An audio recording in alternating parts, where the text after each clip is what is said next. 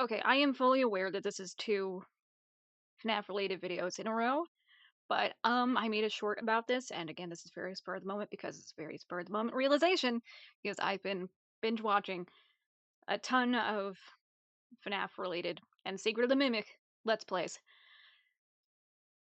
And there's one thing that's been bugging me, like aside from the toy phone and robot from the last video, but something that's been bugging me since watching more of these Let's Plays, it has to do with the parachute ending.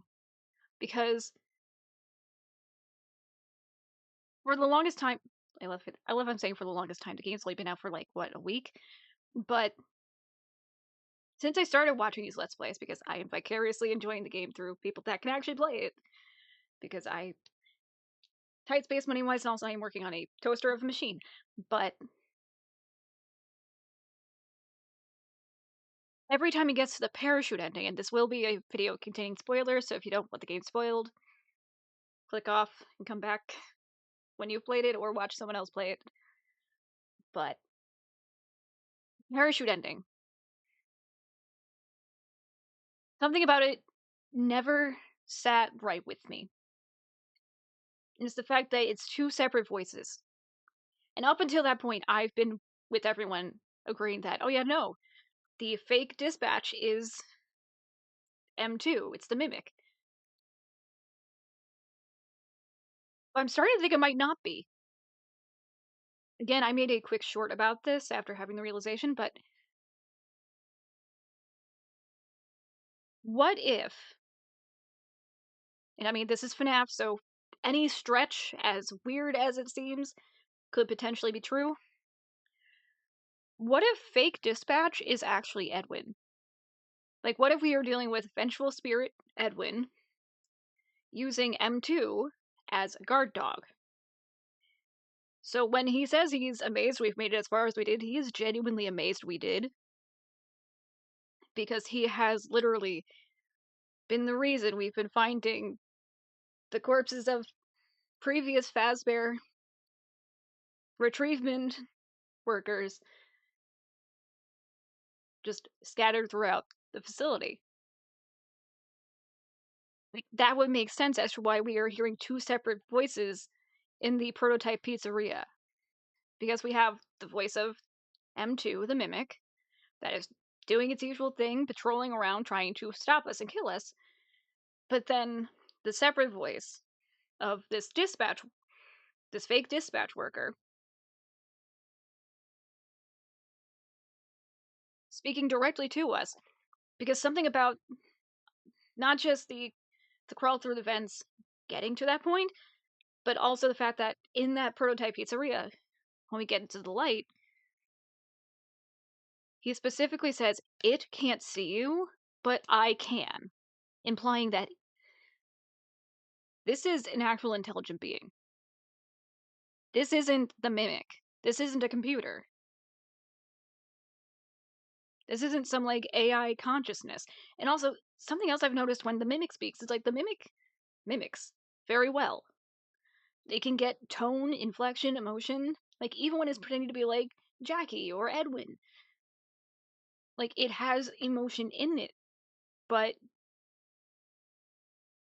when you listen to Dispatch, once it swaps to fake Dispatch, it's monotone.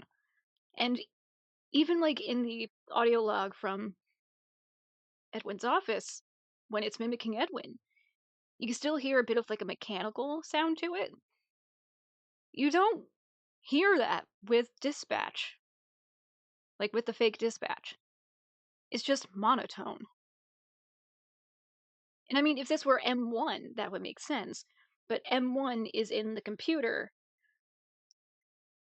which then becomes, well, theoretically becomes Mixus.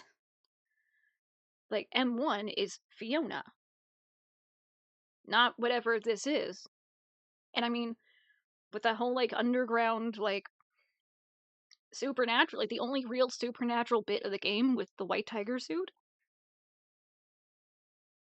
one of the hidden rooms kind of implies that he's trying to spirit box to find Fiona or David or whoever he's been hearing. and supposedly reaching Fiona through previously recorded audio logs. Which then I also think is very interesting because the number, what was it, 4652 or something like that, 4265 or 4256? Either that number is only mentioned one other time for what I've seen, and that's directly from Dolly, so not even when Dolly's the mimic, but directly from Dolly when we are immediately brought into that in the captain suit. But back to what I was saying, though. It's like that thoroughly implies that he had been experimenting with supernatural elements and connecting to the dead. And I mean, something that is very common in paranormal stuff is vocal mimicking. There are plenty of ghost stories out there and stories of experiences where spirits mimic the voices of people you know.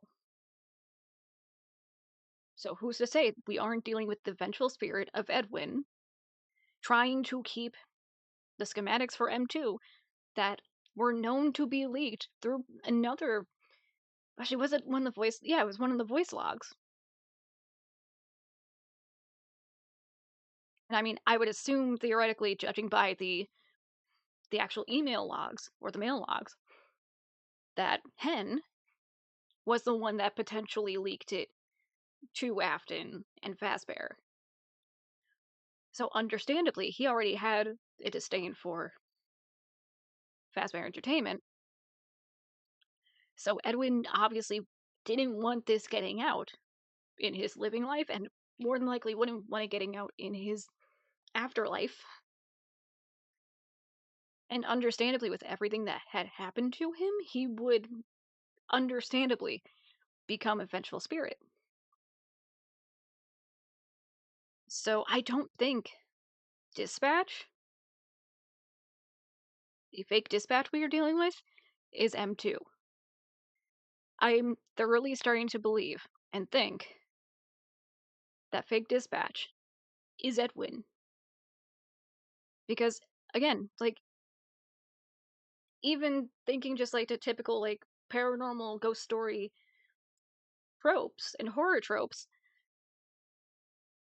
that's heavily connected to electricity and electronics.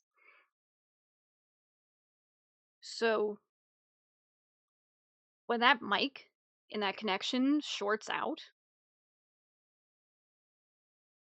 that could be Edwin connecting to the comm system.